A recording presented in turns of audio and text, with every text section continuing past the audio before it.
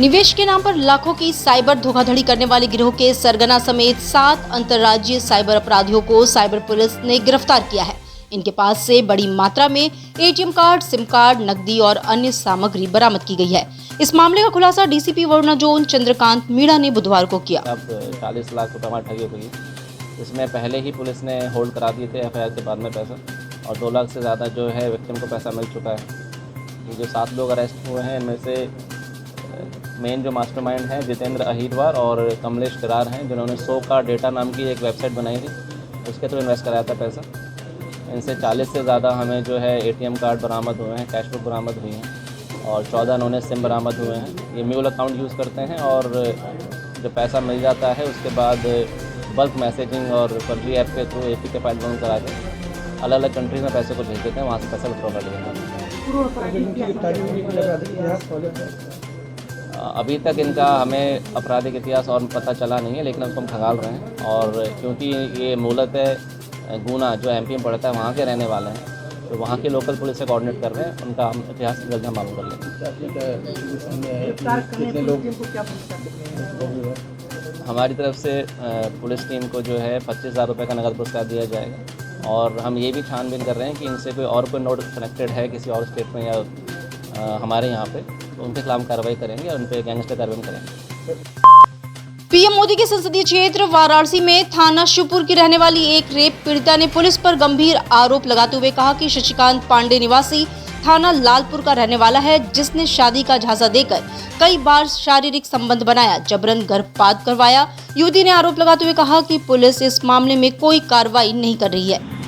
मिले थे शशिकांत पांडे से, और उस समय हमारी डेटा एज रही होगी, हमको लगता है 15-16 साल। उस समय मैं उनसे मिली थी और तब से लेकर 2023-24 तक मैं साथ रही हूँ।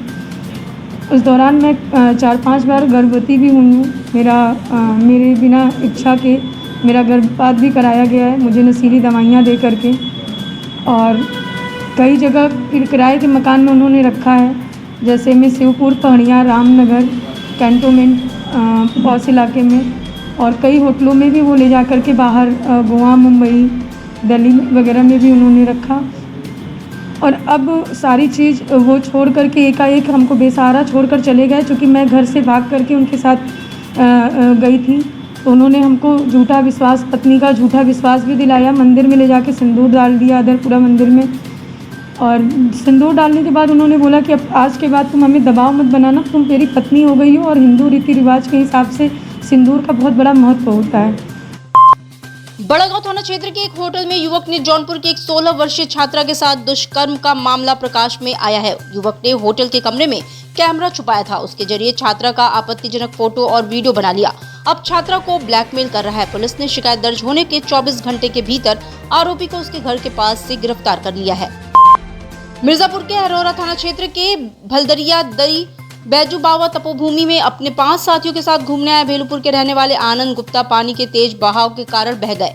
कुछ देर बाद उनका शव पुलिस ने एक चट्टान के पास से बरामद किया, जबकि उनके एक अन्य साथी सुरक्षित हैं। पुलिस ने गोताखोरों व एनडीआरएफ की सहायता से बुजुर्ग के शव को ढूंढ निकाला। काशी हिंदू विश्वविद्यालय का 104वां दीक्षांत समारोह 14 दिसंबर को विश्वविद्यालय परिसर स्थित स्वतंत्रता भवन में आयोजित किया जाएगा। दीक्षांत समारोह के मुख्य अतिथि विश्व की प्रमुख क्लाउड सुरक्षा कंपनी जिस्क्लेयर के संस्थापक अध्यक्ष तथा सीईओ जय चौधरी होंगे। दीक्षांत समारोह सुबह 9:30 बजे से आरंभ होगा। जय चौधरी काशी हिंदू विश्वविद्यालय के पूर्व छात्र हैं। उत्तर प्रदेश पुलिस भर्ती परीक्षा के लिए वाराणसी में 3.39 लाख अभ्यर्थियों के आने का अनुमान है। इसको लेकर रेलवे प्रशासन अलर्ट हो गया है। कैंट रेलवे स्टेशन पर भीड़ प्रबंधन की रणनीति बनाई जा रही है। स्टेशन डायरेक्टर गौरव दीक्षित ने महत्वों के साथ इसके बाबत चर्चा की।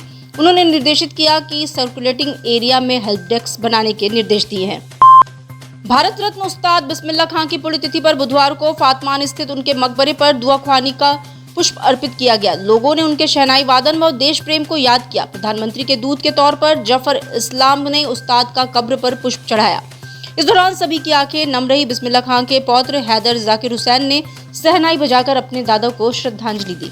शहीदान करबला के याद में आज उन्हीं स्थान पर उनका मकबरा कब्रगाह है। आज ही के दिन 21 अगस्त 2006 को इस फन की दुनिया को अलविदा करके दुनिया से रुखसत हो गए। एक महान शहनाई वादक को, क्योंकि हर साल उनकी बरसी और पर उनके जन्मदिन पर याद किया जाता है और याद करने की चीज़ है, क्योंकि वो ऐसे महान शहनाई वादक थे जिन्होंने पूरी दुनिया में उन्होंने नाम रोशन भारत का किया।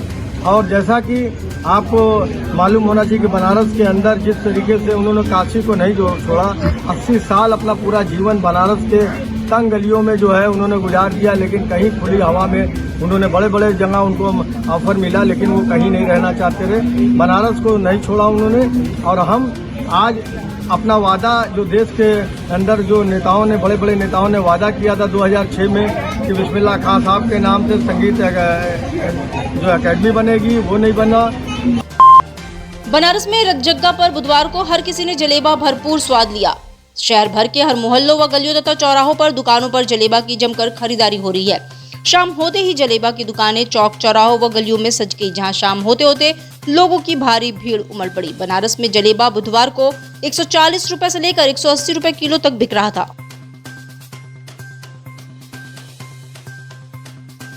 राजू मेरा नाम है। कौन सा पर्व है और जलेबा बना रहे आप लोग? ये सावन है, सावन का कजली का त्यौहार है। इसी के तरफ सब लोग मनाए जाते हैं, सब परिवार में सब लोग खाते हैं पीते हैं, अपना कजली गाते हैं। कितना महत्वपूर्ण है ये त्यौहार? जो बहुत बड़ा, बहुत महत्वपूर्ण है, बहुत बड़ा त्यौहार है।